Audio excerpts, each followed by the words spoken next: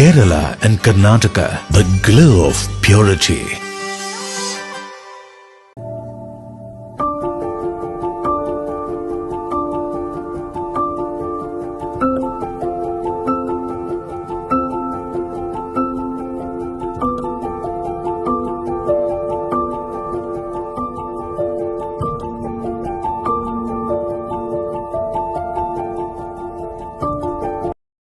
അനുമതി തേടി കേന്ദ്ര വിദേശകാര്യ മന്ത്രാലയം പൊളിറ്റിക്കൽ ക്ലിയറൻസ് നൽകേണ്ടതായിട്ട് ഉണ്ടായിരുന്നു. പക്ഷേ ആ യാത്രാനുമതി കേന്ദ്രം നൽകിയില്ല. പൊളിറ്റിക്കൽ ക്ലിയറൻസ് കേന്ദ്ര വിദേശകാര്യ മന്ത്രാലയം നൽകിയില്ല. അപ്പോൾ ഇന്ന് രാവിലെ തന്നെ ചീഫ് സെക്രട്ടറി തലത്തിൽ തന്നെ അതുപോലെ ഡൽഹി റെസിഡന്റ് കമ്മീഷണറും ഇതുമായി ബന്ധപ്പെട്ട പേപ്പറുകളെല്ലാം ഓരോ ടേബിളിൽ നിന്നും മൂവ് ചെയ്യിപ്പിച്ച് അവസാനം ഫൈനൽ ഡിസിഷൻ എന്ന നിലയിലേക്ക് എത്തിയപ്പോൾ അത് നൽകപ്പെടാത്ത സാഹചര്യമാണുള്ളത്. അവസാന നിമിഷം വരെ ആ അനുമതിക്ക് വേണ്ടി കാത്തു.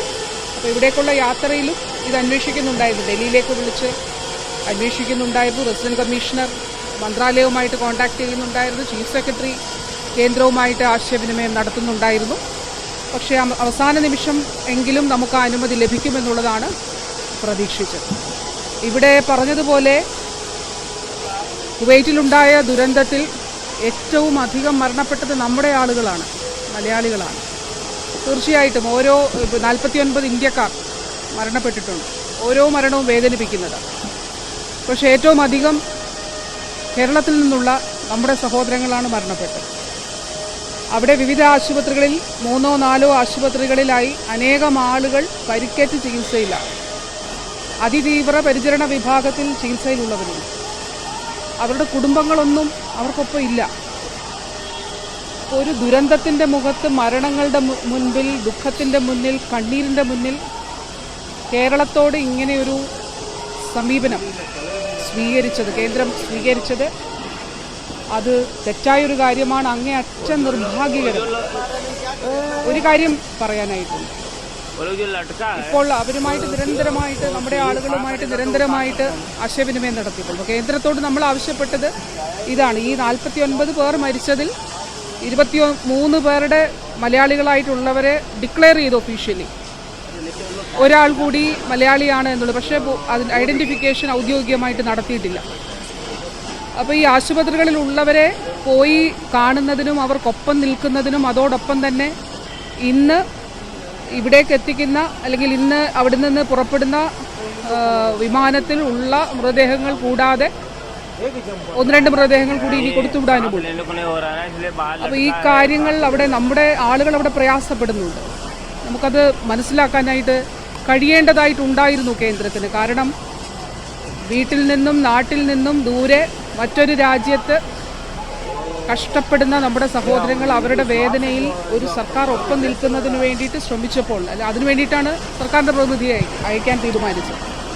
അത് നിഷേധിക്കപ്പെടുന്ന സാഹചര്യമാണ് ഉണ്ടായത്. അത് അങ്ങേയറ്റം നിർഭാഗ്യകരമാണ്. ഏതായാലും ഒരു കാര്യം ഉണ്ട്, അത് എന്തൊക്കെ വന്നാലും ഈ ആളുകളെ, ഈ കുടുംബങ്ങളെ, ഈ നമ്മുടെ ഈ സഹോദരങ്ങളെ സംസ്ഥാന സർക്കാർ ചേർത്ത് പിടിക്കും. സാധ്യമായിട്ടുള്ള എല്ലാ കാര്യങ്ങളും ചെയ്യും. ഇപ്പോൾ ഏറ്റവും അവസാനം അവിടേക്ക് ചെല്ലുന്നില്ല എന്നറിഞ്ഞുകൊണ്ട് അവിടെ നിന്ന് നമ്മുടെ ആളുകൾ, അവിടെ നിന്നുള്ള ദൃശ്യങ്ങൾ ഉൾപ്പെടെ അവിടെ നിന്നുള്ള വിവരങ്ങൾ ഓരോ നിമിഷവും എന്ന നിലയിൽ അറിയിച്ചുകൊണ്ടിരിക്കുകയാണ്. വളരെ വളരെ ഒരു ദുഃഖത്തിൻ്റെയും ദുരന്തത്തിൻ്റെയും മുഖത്ത് ഈ ഒരു നിലപാട്, ഒരു കേരളത്തോട് ഇങ്ങനൊരു സമീപനം, അത് വളരെ വളരെ നിർഭാഗ്യകരമായി എന്നുള്ളതിൽ യാതൊരു തർക്കവുമില്ല. അത് തെറ്റായ നിലപാട് തന്നെയാണ്. നമ്മുടെ ഈ ആളുകളെ, നമ്മുടെ സഹോദരങ്ങളെ സംസ്ഥാന സർക്കാർ ചേർത്ത് പിടിക്കും. സാധ്യമായിട്ടുള്ള എല്ലാ കാര്യങ്ങളും ചെയ്യും. എന്താണ് റീസൺ എന്തെങ്കിലും പറയുന്നുണ്ടോ? ഒരു രാഷ്ട്രീയമായിട്ടുള്ള ഒരു ഇടപെടൽ തന്നെയല്ലേ? കാരണം ഒരു സംസ്ഥാന മന്ത്രി, പ്രത്യേകിച്ച് നമ്മൾ നേരത്തെ വെച്ച പോലെ കേരളത്തിൽ നിന്നും 23 പേർ മരിച്ച ഒരു സംഭവത്തിൽ ഒരു സംസ്ഥാനത്തിൻ്റെ പ്രതിനിധി ഇല്ലെന്നത് പോലും സഹിക്കാൻ പറ്റില്ല. അത്രത്തോളം അസഹിഷ്ണുതയുണ്ടോ കേരളത്തോട്? അങ്ങനെ വേണം മനസ്സിലാക്കാൻ. ഇത് വളരെ വ്യക്തമായിട്ടുള്ളൊരു കാര്യമാണല്ലോ. കാരണം ഒരു സ്റ്റേറ്റിലെ ഒരു മിനിസ്റ്റർ സർക്കാരിനെ റെപ്രസെൻ്റ് ചെയ്ത് അവിടേക്ക് പോവുകയാണ്. അതിന് നമുക്ക് വ്യക്തമായിട്ടുള്ളൊരു കാരണമുണ്ടല്ലോ. നമ്മുടെ ആളുകളാണ് ആ മരണപ്പെട്ടവരുടെ ലിസ്റ്റിൽ ഏറ്റവും അധികം നമ്മുടെ ആളുകളാണ് ഉള്ളത്. അതോടൊപ്പം അവിടെ ചികിത്സയിൽ കഴിയുന്ന, വിവിധ ആശുപത്രികളിൽ ചികിത്സയിൽ കഴിയുന്നവരിൽ ഭൂരിഭാഗവും നമ്മുടെ ആളുകളാണ് ഉള്ളത്. അപ്പോൾ തീർച്ചയായിട്ടും സംസ്ഥാന സർക്കാരിൻ്റെ പ്രതിനിധിയെ അവിടേക്ക് അയച്ചുകൊണ്ട് അവർക്കൊപ്പം അവർക്ക് വേണ്ടതായിട്ടുള്ള കാര്യങ്ങൾ ക്രമീകരിക്കുന്നതിനും ഏകോപിപ്പിക്കുന്നതിനും വേണ്ടിയിട്ടാണ് എന്നെ അവിടേക്ക് അയക്കാൻ സംസ്ഥാന സർക്കാർ തീരുമാനിച്ചത്.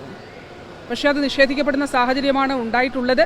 അതാണ് ഞാൻ പറഞ്ഞത്, ഒരു ദുരന്തത്തിൻ്റെ ദുഃഖത്തിൻ്റെ മുഖത്ത് ഇത്തരത്തിലുള്ളൊരു നിലപാട് അത് ഒരു കാരണവശാലും അത് ഉണ്ടാകാൻ പാടില്ലാത്ത നിലപാടാണ്. അത് മാത്രമേ ഇപ്പോൾ പറയുന്നുള്ളൂ. കാരണം നമ്മുടെ ഒരു സ്റ്റേറ്റ് തന്നെ എത്രയോ 23 കുടുംബങ്ങൾ ഇന്ന് ഓരോ വീട്ടിലും കടന്നു ചെല്ലുമ്പോൾ ഹൃദയഭേദകമായിട്ടുള്ള അത്യന്തം ഹൃദയഭേദകമായിട്ടുള്ള തകർന്നു പോകുന്ന ഒരു അനുഭവമാണുള്ളത്. കാരണം ഒരു ഉറങ്ങി എഴുന്നേൽക്കുമ്പോൾ മക്കളില്ലാതെയാകുന്ന സാഹചര്യം, സഹോദരങ്ങളില്ലാതെയാകുന്ന സാഹചര്യം, അല്ലെങ്കിൽ ഭർത്താവില്ലാതെയാകുന്ന സാഹചര്യം, എന്ത് വേദനാജനകമാണത്. നമ്മൾ സ്റ്റേറ്റ് മറ്റൊന്നും ചോദിച്ചില്ലല്ലോ. നമ്മൾ ചോദിച്ചത് ഈ ആളുകൾക്കൊപ്പം നിൽക്കുന്നതിന് വേണ്ടി, അവിടെ പോകുന്നതിന് വേണ്ടി നമ്മുടെ ആളുകൾ അവിടെ കഷ്ടപ്പെടുന്നു, പ്രയാസപ്പെടുന്നു.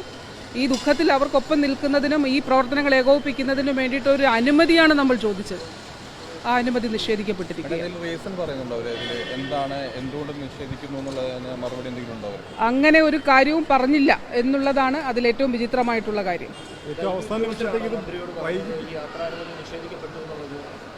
കേട്ടില്ല.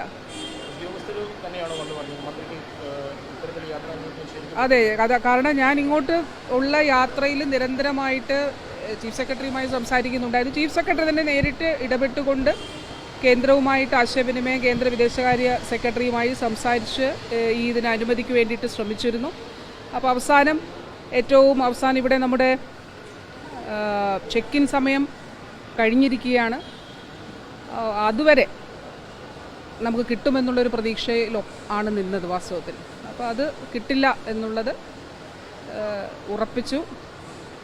അനുമതി നിഷേധിക്കപ്പെട്ട സാഹചര്യത്തിൽ യാത്ര റദ്ദാക്കിയിട്ടുള്ളത്. മാഡം, ഈ അവരുടെ ബോഡി എപ്പോൾ എത്തിക്കും? അങ്ങനെ മുഖ്യമന്ത്രി ഉൾപ്പെടെ ഇങ്ങോട്ട് പോകുന്നതായിട്ട് വിവരമുണ്ട്. അപ്പോൾ എപ്പോഴത്തേക്കാണ് അങ്ങനെ തീരുമാനമായിട്ട്? അവിടെ ഇപ്പോൾ ഞാൻ നേരത്തെ പറഞ്ഞതുപോലെ ഈ മൃതദേഹങ്ങൾ ഇവിടെ നാട്ടിലേക്ക് എത്തിക്കുന്നതിന് വേണ്ടിയിട്ടുള്ള ക്രമീകരണങ്ങൾ നടക്കുകയാണ്. അവിടെ നിന്ന് നമ്മുടെ മലയാളികളായിട്ടുള്ള ആളുകൾ അവിടെ ഉള്ളവരാണ് ഈ വിവരങ്ങൾ നമുക്ക് അപ്ഡേറ്റ് ചെയ്ത് തന്നുകൊണ്ടേയിരിക്കുന്നത്. അപ്പോൾ അവിടുത്തെ പ്രാദേശിക സമയം ഒരു 12-ന് ശേഷം 1 മണിയോടടുപ്പിച്ച് അവിടെ നിന്ന് പുറപ്പെടുമെന്നുള്ളതാണ് ഇപ്പോൾ മനസ്സിലാക്കുന്നത്. ഞാൻ പറഞ്ഞതുപോലെ 23 പേർ ഐഡൻറ്റിഫൈ ചെയ്തു. ഒരാൾ തമിഴിനാണ് എന്നുള്ളത് പറയുന്നു, ഒരാൾ മലയാളിയാണ്. പക്ഷേ ഐഡൻറ്റിഫിക്കേഷൻ ഔദ്യോഗികമായിട്ട് നടന്നു. നാസർ തുടരൂ. ഞാൻ നാസറിലേക്ക് വരാം. തിരുവനന്തപുരത്ത് നിന്ന് ഗോപാൽ ശിലാസനൽ കൂടി വിവരങ്ങൾ പങ്കുവയ്ക്കാൻ ചേരുന്നുണ്ട്. ഗോപാൽ, നാളെ പുലർച്ചെ 8:30 മണിയോടെ കേരളത്തിലേക്ക്, കൊച്ചിയിലേക്ക് മൃതദേഹങ്ങൾ എത്തിച്ചേരാൻ കഴിയുമെന്നാണ് പ്രതീക്ഷിക്കുന്നത്. സംസ്ഥാനം അതിനുശേഷം എന്തെല്ലാം ക്രമീകരണങ്ങളാണ് ഏർപ്പെടുത്തിയിരിക്കുന്നത്? മുഖ്യമന്ത്രി അടക്കം കൊച്ചിയിൽ എത്തിച്ചേർന്നിട്ടുണ്ടോ? അതെ രശ്മ, ഇപ്പോൾ ലഭിക്കുന്ന അറിയിപ്പ് പ്രകാരം നാളെ രാവിലെ 8:30 വിമാനം കൊച്ചിയിലേക്ക് എത്തിച്ചേരുമെന്നാണ്. ഇതിൽ 23, അതായത് ഈ ദുരന്തത്തിൽ മരണപ്പെട്ട 23 പേരുടെ മൃതദേഹങ്ങളും ഉണ്ടാകുമെന്ന് നോർക്ക ഔദ്യോഗികമായി തന്നെ അറിയിച്ചിട്ടുണ്ട്.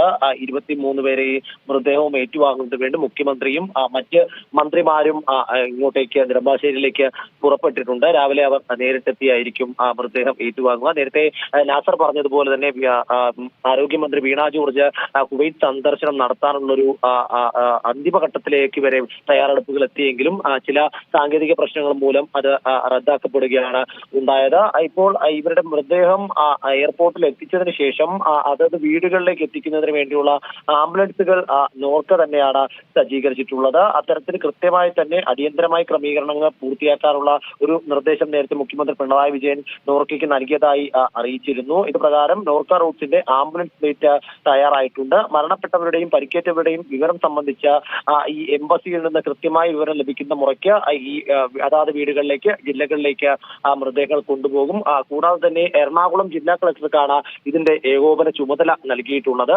ഈ മൃതദേഹങ്ങൾ കൊണ്ടുപോകുന്ന ജില്ലയിലേക്കുള്ള അതാത് ജില്ലാ കളക്ടർമാർക്കും ഇത്തരത്തിൽ മറ്റ് സജ്ജീകരണങ്ങൾ ചെയ്യുന്നതിന് വേണ്ടിയുള്ള ഒരു അറിയിപ്പ് നൽകിയിട്ടുണ്ട്. കുവൈറ്റിലെ ദുരന്തത്തിന്റെ പശ്ചാത്തലത്തിൽ നാളെ നടത്താനെന്ന ലോക് കേരള സഭയുടെ ഉദ്ഘാടനം വൈകുന്നേരം 3 മണിയിലേക്ക് മാറ്റി പുനഃക്രമീകരിച്ചിട്ടുണ്ട്. കാരണം മുഖ്യമന്ത്രി അടക്കമുള്ളവർ ഈ മൃതദേഹങ്ങൾ ഏറ്റുവാങ്ങുന്നതിന് വേണ്ടി കൊച്ചിയിലേക്ക് പോയിരിക്കുന്ന പശ്ചാത്തലത്തിലാണ് അത്തരത്തിൽ സമയക്രമത്തിൽ ഏറ്റവും അവസാന നിമിഷം ഇത്തരത്തിൽ മാറ്റി റിവൈസ് ചെയ്തുകൊണ്ടുള്ള ഒരു ഷെഡ്യൂൾ നോർക്ക പുറത്തിറക്കിയിരിക്കുന്നത്. എന്തായാലും നാളെ രാവിലെ തന്നെ കൃത്യമായി 8:30 നെടുമ്പാശ്ശേരി വിമാനത്താവളത്തിൽ 23 മൃതദേഹങ്ങളും എത്തിക്കുമെന്നാണ് അറിയിച്ചിട്ടുള്ളത്. ഇനി 3 മൃതദേഹങ്ങളാണ് മൊത്തത്തിൽ കുവൈത്തിൽ ഐഡന്റിഫൈ ചെയ്യാൻ ബാക്കിയുള്ളത്. ഇതിൽ 2 പേർ മലയാളികളാണോ എന്ന സംശയം കൂടി ഇപ്പോൾ നോർക്ക പറയുന്നുണ്ട്. പക്ഷേ അതൊരു ഔദ്യോഗിക സ്ഥിരീകരണമല്ല. അതിന് കൃത്യമായിട്ടുള്ള പരിശോധനകൾക്ക് ശേഷം മാത്രമേ അത് മൃതദേഹങ്ങൾ ആരുടേതൊക്കെയാണ് എന്ന കാര്യത്തിൽ ഒരു വ്യക്തത വരികയുള്ളൂ. എന്തായാലും മറ്റ് 23 മൃതദേഹങ്ങളും നാളെ രാവിലെ എത്തിക്കും. ഗോപാൽ, അല്പസമയം മുമ്പ് ആരോഗ്യമന്ത്രി വീണ ജോർജ് പ്രതികരിച്ചിരുന്നു. പൊളിറ്റിക്കൽ ക്ലിയറൻസ് കിട്ടാത്തതുകൊണ്ടാണ് പോകാൻ കഴിയാതിരുന്നത് എന്നാണ് മന്ത്രി പറഞ്ഞത്. സ്വാഭാവികമായും ഒരു മന്ത്രി അവിടെ എത്തുമ്പോൾ അത് തീർച്ചയായും ഈ പരിക്കേറ്റ ആളുകൾക്കൊക്കെ വലിയൊരു ആശ്വാസമാണ്. കാരണം നമ്മുടെ നാടിൻ്റെ ഒരു പ്രതിനിധി കൂടിയാണ് മന്ത്രി എന്ന് പറയുന്നത്. ഈ പരിക്കേറ്റ ആളുകളിലും മരിച്ചവരിലും ഒക്കെ കൂടുതലുള്ളത് മലയാളികളുമാണ്. എന്നിട്ട് പോലും എന്തുകൊണ്ടാണ് കേന്ദ്രം ഇങ്ങനെ ഒരു അനുമതി മന്ത്രിക്ക് നിഷേധിച്ചത്?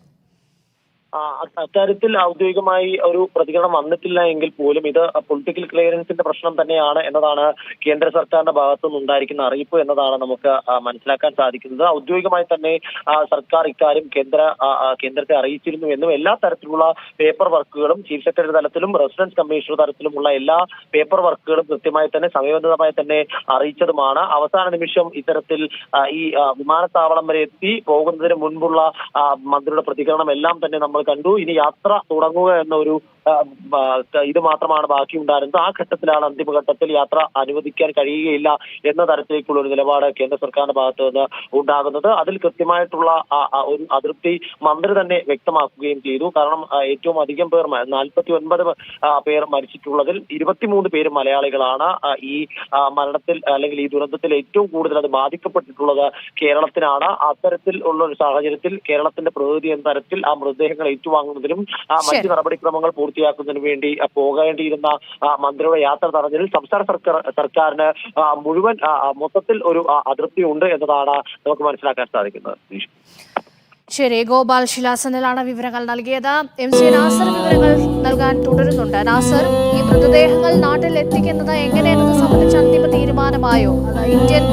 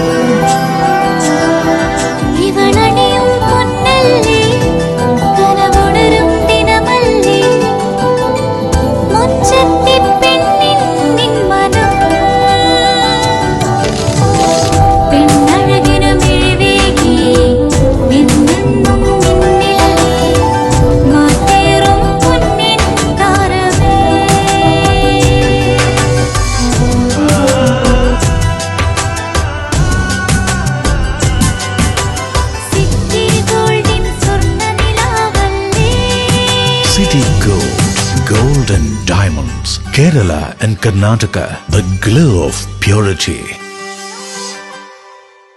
Venus Trading and Services, your trusted partner in Qatar. Looking for reliable services in Qatar? Welcome to Venus Trading and Services, your trusted partner near Al Said Bakery in Muntasa, Doha. Let us introduce our range of activities. At Venus Trading and Services, we offer certificates attestation in India and Qatar, legal translation in several languages, police clearance certificates, data flow and prometric, company formation, health card services. Our experienced team ensures smooth and hassle-free processes. Choose Venus Trading and Services as your trusted partner in Qatar. Contact us today, 55488910. Venus Trading and Services, near Al Said Bakery in Muntasa, Doha. Partner with Al Farha Tours and Service. ലക്ഷ്യം മികച്ച ജോലിയാണെങ്കിൽ പഠിക്കാം റൂട്രോണിക്സിന്റെ government അംഗീകൃത കോഴ്സുകൾ. കേരളത്തിലുടനീളമുള്ള അംഗീകൃത പഠന കേന്ദ്രങ്ങൾ വഴി SSLC, +2, diploma, degree പഠനം പൂർത്തിയാക്കിയവർക്ക് ഇപ്പോൾ അപേക്ഷിക്കാം. SC/ST വിദ്യാർത്ഥികൾക്ക് 100% സൗജന്യവും ഒപ്പം മറ്റ് വിഭാഗങ്ങൾക്ക് നിബന്ധനകളോടെ 20% വരെ ഫീസ് ഇളവിലും പഠിക്കാൻ അവസരം. PSC നിയമനങ്ങൾക്ക് യോഗ്യമായ ഗവൺമെന്റ് അംഗീകൃത കോഴ്സുകൾ കൂടാതെ റൂട്രോണിക്സ് സർട്ടിഫൈഡ് കോഴ്സുകളും തിരഞ്ഞെടുക്കാം. കമ്പ്യൂട്ടർ പരിജ്ഞാനം നേടാം, ജോലി സാധ്യതകൾ കൂടുതൽ ഉറപ്പുള്ളതാക്കാം. കേരള സ്റ്റേറ്റ് റൂട്രോണിക്സിലൂടെ സുരക്ഷിതമായ ഭാവിക്ക് ഉറപ്പുള്ള അടിത്തറവാകൂ. വിളിക്കൂ 9072-767-005 or visit www.eduskilling.com.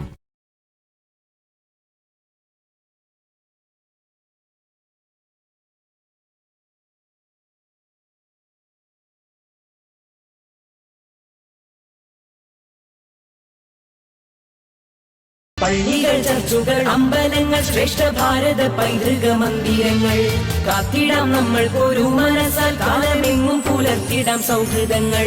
ശംഖിന്റെ നാദവും ബാങ്കോലിയും പോലെ പള്ളിമണിയും മുഴങ്ങിടട്ടെ. ശംഖിന്റെ നാദവും ബാങ്കോലിയും പോലെ പള്ളിമണിയും മുഴങ്ങിടട്ടെ. ഇത് ഭാരതം അതിസുന്ദരം അഭിമാനപൂരിതം ഇടനെഞ്ചകത്തിലെന്നും അഴകോടെ ശോഭിതം.